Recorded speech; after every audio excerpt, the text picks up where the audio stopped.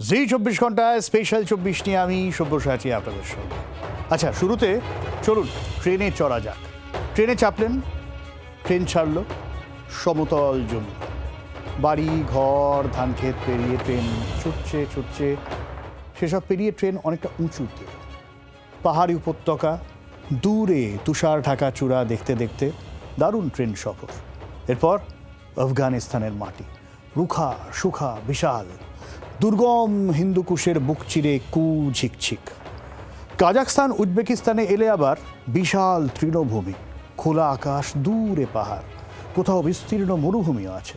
Specially Kazakhstan যদি বলি, ট্রেনের জানলা দিয়ে অন্তহীন স্টেপ, ঘাসের সমুদ্রের মতো প্রান্তর, দূরে পাহাড়, আর শীতে তো পুরো সাদা। তারপর শুরু হবে বিশাল রুশ ভূখণ্ড, বনভূমি বা তাইগা, অসংখ্য হ্রদ, নদী, তুষার। শীতকালে তো পুরো বরফে ঢাকা একেবারে অন্য পৃথিবী। আর যদি আরও পূব দিকে সাইবেরিয়ার দিকে যান, দৃশ্য আরও বুনো আর বিশাল হয়ে উঠবে। আমি ভারত থেকে রাশিয়া ট্রেন জার্নির কথা বলছি।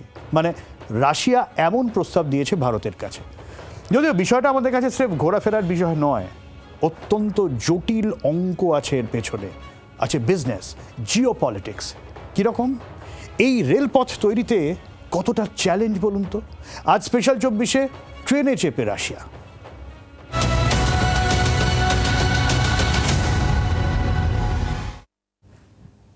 এই দিন কয়েক মানে আজকালের মধ্যে আইআরসিটিসি একটা অ্যানাউন্স করেছে, জানেন? মোটামুটি 3.5 লাখ প্যাকেজে 10 দিনের জাপান ঘোরাবে তারা, তার মধ্যে ফ্লাইট ফেয়ারও আছে অবশ্য। আর এবার সব ঠিক থাকলে ভারত থেকে রাশিয়া চলে যাওয়া যাবে নাকি ট্রেনে করে। রাশিয়া থেকে এমন প্রস্তাব এসছে না। আসলে মস্কো নতুন করে ভারত মহাসাগরে ফোকাস করতে চাইছে। সমুদ্রপথের পাশাপাশি স্থলপথে বাণিজ্যের একটা নতুন রাস্তা তৈরির ভাবনা আছে। হরমুজ তো, কিন্তু রাশিয়া থেকে ভারতে পৌঁছানো যাবে কি করে? কোথায় রাশিয়া, কোথায় ভারত, তাও আবার স্থলপথে? কোন কোন দেশ পেরোতে হবে বলুন তো? রেলপথে এই দুই দেশের মধ্যে আদৌ কি আছে, ছিল নাকি যে নতুন করে তৈরি হবে? আর নতুন রাস্তাই বা কোথায় তৈরি করতে হবে? চলুন শুরুতে সেটা দেখি।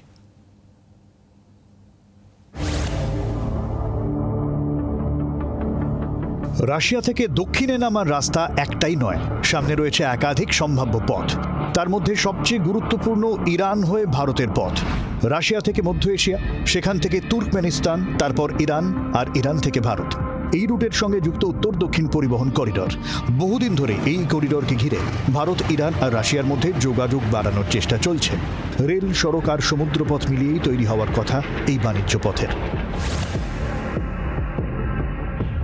রাশিয়া, ইরান টু ভারত মানচিত্রে এই পথটা সহজ, বাস্তবে এখনো নয়।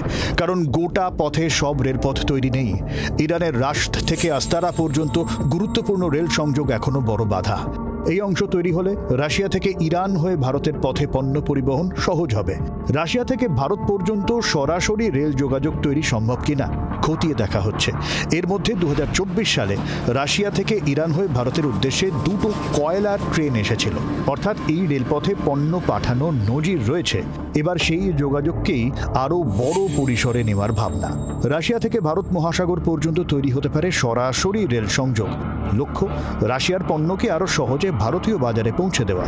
সমুদ্রপথের পাশাপাশি তৈরি করা একটি নতুন স্থল বাণিজ্যের রাস্তা।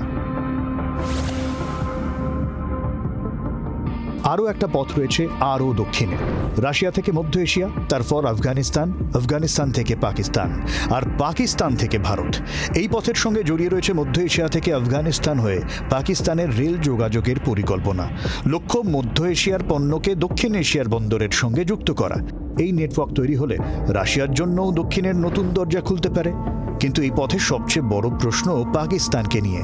কারণ আফগানিস্তান পেরিয়ে পাকিস্তান, তারপর ভারত, অর্থাৎ মাঝখানে এমন একটা দেশ যার সঙ্গে ভারতের স্থল যোগাযোগই এখনো বন্ধ। তাই এই পথ শুধু রেল লাইনের প্রশ্ন নয়, জড়িয়ে রয়েছে রাজনীতি, জড়িয়ে আছে নিরাপত্তা, জড়িয়ে আছে ভারত পাকিস্তান সম্পর্ক। একদিকে ইরান, অন্যদিকে আফগানিস্তান, পাকিস্তান। দুটো পথেরই সুবিধা আছে, দুটো পথেরই বড় বাধা আছে। ইরান হয়ে আসার পথে পরিকাঠামোর সমস্যা, আফগানিস্তান পাকিস্তান হয়ে আসার পথে রাজনৈতিক সমস্যা। তাই কোন পথ শেষ পর্যন্ত বেছে নেওয়া হবে তা এখনো স্পষ্ট নয়। তবে রাশিয়ার প্রস্তাবের গুরুত্ব এখানেই যে মস্কো শুধু একটা নতুন রেল লাইন নিয়ে ভাবছে না, ভাবছে গোটা দক্ষিণমুখী বাণিজ্য পথ নিয়ে, মধ্য এশিয়ার সঙ্গে যোগাযোগ বাড়ানো, ইরানের সঙ্গে যোগাযোগ শক্তিশালী করা, আফগানিস্তানকেও সম্ভাব্য বাণিজ্য পথের মধ্যে আনা, আর শেষ পর্যন্ত ভারতের বাজার। এখানেই শেষ নয়, সরাসরি ভারত রাশিয়া ট্রেন চালুর ঘোষণা আনুষ্ঠানিকভাবে হয়নি। রাশিয়ার পক্ষ থেকে রয়েছে সম্ভাব্য রেল যোগাযোগের প্রস্তাব। রাশিয়া থেকে ভারত পর্যন্ত বাণিজ্যের নতুন রাস্তা তৈরি করার চেষ্টা চলছে, আর সেখানেই রেলের ভূমিকা বাড়ানোর কথা বলা হচ্ছে। রাশিয়ার এই ভাবনা বাস্তবায়িত হলে ছবি বদলাতে পারে। মধ্য এশিয়া আরও গুরুত্বপূর্ণ হয়ে উঠবে, ইরানের গুরুত্ব বাড়বে, আফগানিস্তানের ভৌগোলিক অবস্থান নতুন করে গুরুত্বপূর্ণ হবে, পাকিস্তানও সম্ভাব্য একটা ট্রানজিট দেশের জায়গায় চলে আসতে পারে, আর ভারতের জন্য খুলবে রাশিয়ার সঙ্গে স্থল বাণিজ্যের নতুন সম্ভাবনা। তবে এই পথ তৈরি রাতারাতি সম্ভব নয়। নতুন রেল লাইন চাই, রেলপথের উন্নতি চাই, সীমান্তে দ্রুত পণ্য পারাপারের ব্যবস্থা চাই, একাধিক দেশের মধ্যে চুক্তি চাই, আর সবচেয়ে বড় কথা রাজনৈতিক স্থিরতা চাই। তবু ভাবনাটা গুরুত্বপূর্ণ, কারণ রাশিয়া এবার ভারতের দিকে শুধু সমুদ্র পথে তাকিয়ে নেই, স্থলপথের কথাও ভাবছে, রেলপথের কথাও ভাবছে। ভারত মহাসাগর পর্যন্ত পৌঁছানোর নতুন রাস্তা খুঁজছে মস্কো। ব্যুরো রিপোর্ট, জি 24 ঘন্টা। আচ্ছা, ধরা যাক এবারে আমরা সত্যি এটা ভেবে নিচ্ছি যে ইমপ্লিমেন্টেশন হবে গোটা বিষয়টা। রাশিয়া থেকে ভারত ট্রেন ছুটবে হাজার হাজার কিলোমিটার, কিন্তু এই পথটা কি আদৌ ট্রেন ছুটিয়ে যেরকম সহজে নিয়ে যাওয়া যায় এতটা সহজ নয়। এতগুলো দেশ, কোথাও বরফে ঢাকা ভূখণ্ড, কোথাও মরুভূমির উত্তাপ, কোথাও খাড়াই পাহাড়, কোথাও মানে রীতিমতো ভয়ঙ্কর ঠান্ডা। প্রকৃতির সঙ্গে লড়াই করেই তৈরি করতে হবে এই রেলপথ। জিওগ্রাফিক্যালি কতটা কঠিন এই প্রজেক্ট, চলুন দেখি।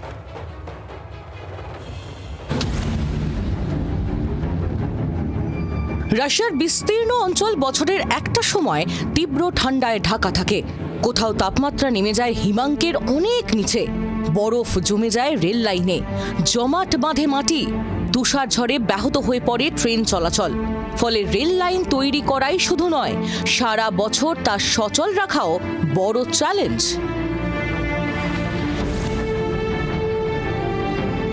রাশিয়ার ঠান্ডা পেরিয়ে মধ্য এশিয়ায় বদলে যাবে প্রকৃতি। বিশাল স্টেপ অঞ্চল, কোথাও শুষ্ক মরুভূমি, গরমে তাপমাত্রা অত্যন্ত বেশি, শীতে আবার তীব্র ঠান্ডা, অর্থাৎ একই রুটে দুই ধরনের চরম আবহাওয়া। রেল লাইনের জন্য এই তাপমাত্রার ওঠানামাও সমস্যা। রেলের ধাতব লাইনে তাপের প্রভাব পড়ে, প্রয়োজন হয় বিশেষ রক্ষণাবেক্ষণের।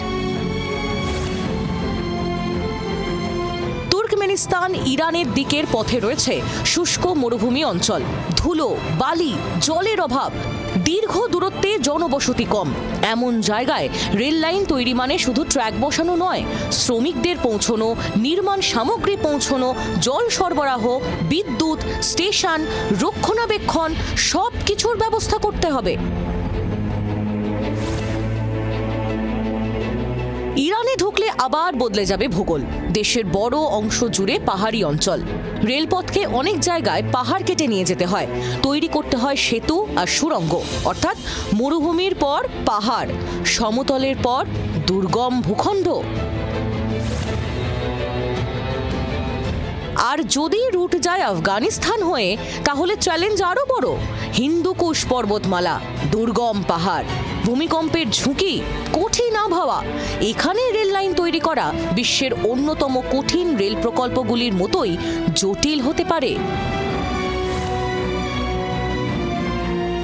এই রেলপথ তৈরি হলে প্রশ্ন হবে, সারা বছর ট্রেন চালানো যাবে তো? বরফে, তুষার ঝড়ে,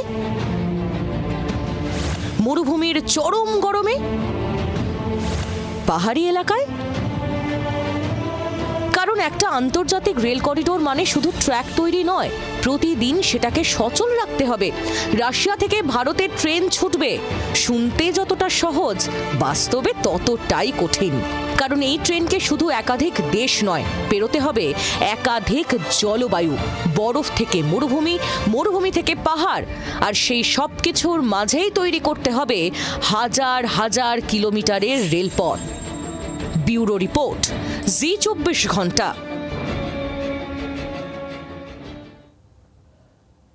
তো মুশকিল হচ্ছে আর একটা রুট নিয়ে, যে রুটটা রাশিয়া থেকে ভারত যে রুট, মাঝখানে পাকিস্তান। প্রশ্ন হচ্ছে পাকিস্তানের মাটি পেরিয়ে ভারতে রাশিয়ার ট্রেন ঢুকবে? প্রশ্নটা উঠছে রাশিয়ার নতুন রেল যোগাযোগের প্রস্তাব ঘিরে। মধ্য এশিয়া, আফগানিস্তান থেকে পাকিস্তান, তারপর ভারত। ম্যাপে রাস্তা আছে, কিন্তু বাস্তবে কতটা সম্ভব? এর মধ্যে কিন্তু আবার চীনও ঢুকে পড়ছে। পাকিস্তানের সঙ্গে চীনের যোগাযোগ ব্যবস্থা তৈরি, সিপিইসি, আর পাক অধিকৃত কাশ্মীর, সব মিলিয়ে রাশিয়ার ট্রেনের সামনে নতুন সম্ভাবনা খুলছে। আবার তৈরি হচ্ছে বড় সড় বাধা, জিও পলিটিক্যাল বাধা।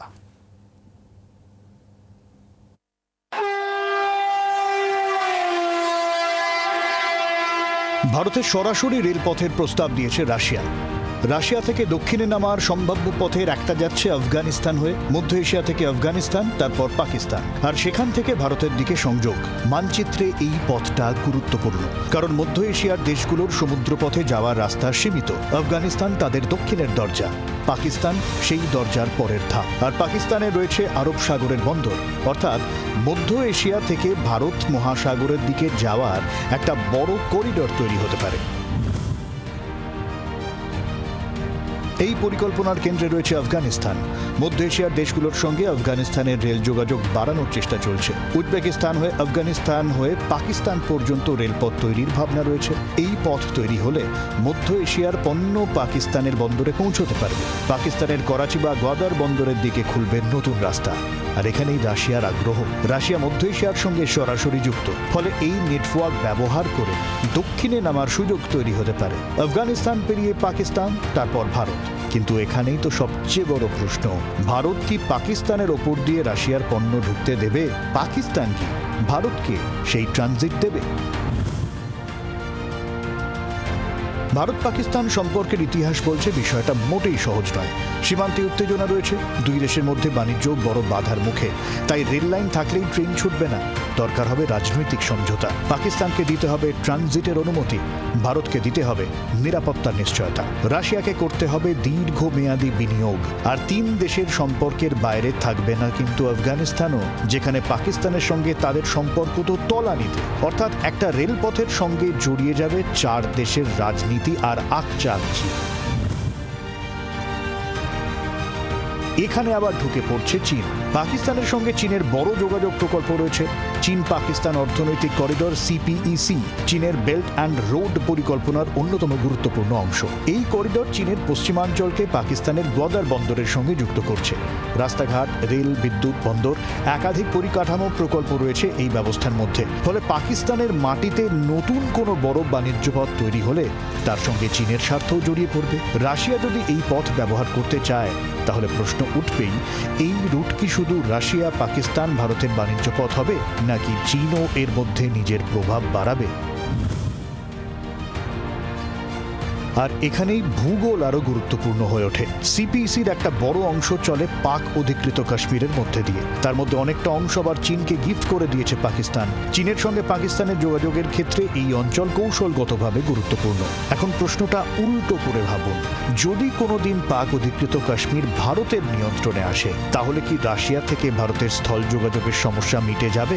মানচিত্রে কিছুটা সুবিধা অবশ্যই তৈরি হতে পারে। মধ্য এশিয়া থেকে দক্ষিণ এশিয়ার দিকে সরাসরি স্থল সংযোগের নতুন সম্ভাবনা তৈরি হতে পারে। পাকিস্তানের ওপর নির্ভরতার একটা অংশ কমতেও পারে। তাহলে কি পাকিস্তানকে পুরোপুরি এড়িয়ে যাওয়া সম্ভব? সম্ভব, অন্তত তাত্ত্বিকভাবে। ইরানের হয়ে ভারতের পথ রয়েছে। উত্তর দক্ষিণ পরিবহন করিডর সেই সম্ভাবনাকে আরো শক্তিশালী করছে। কিন্তু ইরানের পরিকাঠামো আরো শক্তিশালী করতে হবে, কারণ আমেরিকার হামলায় ইরানের একাধিক রেল যোগাযোগ কার্যত ধ্বংস। এই অবস্থায় ভারত কি চায় সেটাই গুরুত্বপূর্ণ। ব্যুরো রিপোর্ট, জি24 ঘন্টা। হরমুজ প্রণালী বন্ধ, ইরান যুদ্ধে বুঝে গেছে মানুষ যে সমুদ্রপথ কতটা ভয়ঙ্কর। রাশিয়া সে কারণেই তো বিকল্প পথের সন্ধান করছে, ভারতের সঙ্গে রেল যোগাযোগের ভাবনা ভাবছে। তার আগে মুশকিল হচ্ছে সে গুড়ে বালি দিতে মরিয়া হয়েছে আমেরিকা। রাশিয়ার থেকে ভারত তেল কিনছে, আর এই তেল কেনায় নতুন করে আপত্তি এখন শুধু ট্রাম্পের নয়, গোটা মার্কিন সেনেটের। রাশিয়ার তেল কেনা দেশগুলোর ওপর 100% পর্যন্ত শুল্ক বসাতে মার্কিন সেনেট অনুমোদন দিয়ে দিয়েছে। না, শুল্ক চাপেনি, বিলকে আরও পথ পেরোতে হবে, তারপর আমেরিকা সিদ্ধান্ত নেবে। কিন্তু বার্তা স্পষ্ট, রাশিয়ার সঙ্গে এই ব্যবসা বাণিজ্য এরকম করলে তার দাম দিতে পারে, আর সেই তালিকায় অবশ্যই ভারত তো রয়েছে। একদিকে আমেরিকার চাপ, অন্যদিকে রাশিয়ার সঙ্গে ভারতের সম্পর্ক। এই দুইয়ের মাঝেই নতুন সমীকরণ। শুধু তেল নয়, প্রতীক্ষা থেকে পরমাণু শক্তি, মহাকাশ থেকে বাণিজ্য, বহু দশকের সম্পর্ক ভারত আর রাশিয়ার। কিন্তু ইউক্রেন যুদ্ধের পর বদলে গিয়েছে গোটা হিসেব। পশ্চিমী নিষেধাজ্ঞার মধ্যে রাশিয়া থেকে সস্তায় তেল কিনতে শুরু করে ভারত। রাশিয়া হয়ে ওঠে ভারতের অন্যতম বড় তেল সরবরাহকারী। তাতে ভারতের জ্বালানি খরচ কমেছে, রাশিয়াও পেয়েছে বড় বাজার। এই সম্পর্কই নতুন করে ওয়াশিংটনের নিশানায়। আমেরিকার যুক্তি পরিষ্কার, রাশিয়ার তেল কিনে দেশগুলো মস্কোর আয় বাড়াচ্ছে, আর সেই অর্থে ইউক্রেন যুদ্ধ চালাতে সাহায্য করছে। তাই শুধু রাশিয়াকে শাস্তি দিলে হবে না, চাপ দিতে হবে রাশিয়ার বড় ক্রেতাদের ওপরেও। সেই লক্ষ্যেই নতুন বিল। রাশিয়ার তেল বা গ্যাসের বড় ক্রেতাদের পণ্যের ওপর 100% অতিরিক্ত শুল্ক বসানোর ক্ষমতা দেয়া হতে পারে মার্কিন প্রেসিডেন্টকে। ভারত আর চীন, এই দুই দেশই চাপের মুখে পড়তে পারে। অর্থাৎ ওয়াশিংটনের চাপ এবার সরাসরি রাশিয়ার ওপর আটকে থাকলো না, পৌঁছে গেল রাশিয়ার ক্রেতাদের কাছেও। বর্তমানে রাশিয়া থেকে সবথেকে বেশি 5 দেশ তেল আমদানি করে: ভারত, চীন, আজারবাইজান, হাঙ্গেরি, স্লোভাকিয়া। এখানেই ভারতের সমস্যা। রাশিয়ার তেল ভারত ছেড়ে দিলে কি হবে? বিকল্প তেল তাহলে কোথা থেকে আসবে? কত দামে আসবে সেটাও এখন প্রশ্ন। ভারতের জ্বালানি নিরাপত্তায় তার প্রভাব কতটা হবে? আবার রাশিয়ার থেকে তেল কিনতে থাকলে আমেরিকার বাজারে ভারতীয় পণ্যের ওপর শুল্কও বসতে পারে। অর্থাৎ সামনে দুদিকেই চাপ, একদিকে সস্তা রাশিয়ার তেল, অন্যদিকে আমেরিকার বাজার। ভারতের সামনে তাই শুধু কূটনৈতিক প্রশ্ন নয়, অর্থনৈতিক প্রশ্ন। এর আগেও ডোনাল্ড ট্রাম্পের শুল্ক গুঁতো সামলেছে ভারত। ইরান যুদ্ধে কিছুটা সুর নরম করলেও ফের আবার চড়া সুর আমেরিকার। তবে রাশিয়ার সঙ্গে ভারতের সম্পর্ক তো শুধু তেলের নয়, ভারতের সামরিক সরঞ্জামের বড় অংশ দীর্ঘদিন রাশিয়া থেকে এসেছে। দুদেশের প্রতিরক্ষা সহযোগিতার ইতিহাস পুরনো, পরমাণু বিদ্যুৎ ক্ষেত্রেও রয়েছে সহযোগিতা। তাই শুধু তেল বন্ধ করলে সম্পর্ক শেষ হবে এমন নয়, বরং উল্টোটা হতে পারে। আমেরিকার চাপ বাড়লে রাশিয়ার সঙ্গে অন্য ক্ষেত্রে যোগাযোগ আরও গুরুত্বপূর্ণ হতে পারে। বাণিজ্য বাড়ানোর নতুন রাস্তা, নতুন পরিবহন পথ, নতুন অর্থনৈতিক সহযোগিতা। সেই জায়গা থেকেই এসেছে ভারতমুখী রাশিয়ার রেল যোগাযোগের ভাবনা। রাশিয়া বুঝেছে পশ্চিমী নিষেধাজ্ঞার মধ্যে পুরনো বাণিজ্য পথ সবসময় নিরাপদ নয়, তাই দক্ষিণের দিকে নতুন রাস্তা চাইছে মস্কো। ভারত সেই রাস্তার গুরুত্বপূর্ণ গন্তব্য। যুদ্ধবিধ্বস্ত সমুদ্রপথ এড়িয়ে স্থলপথেও নতুন বাণিজ্য যোগাযোগের ভাবনা রাশিয়ার। ব্যুরো রিপোর্ট, জি 24 ঘন্টা।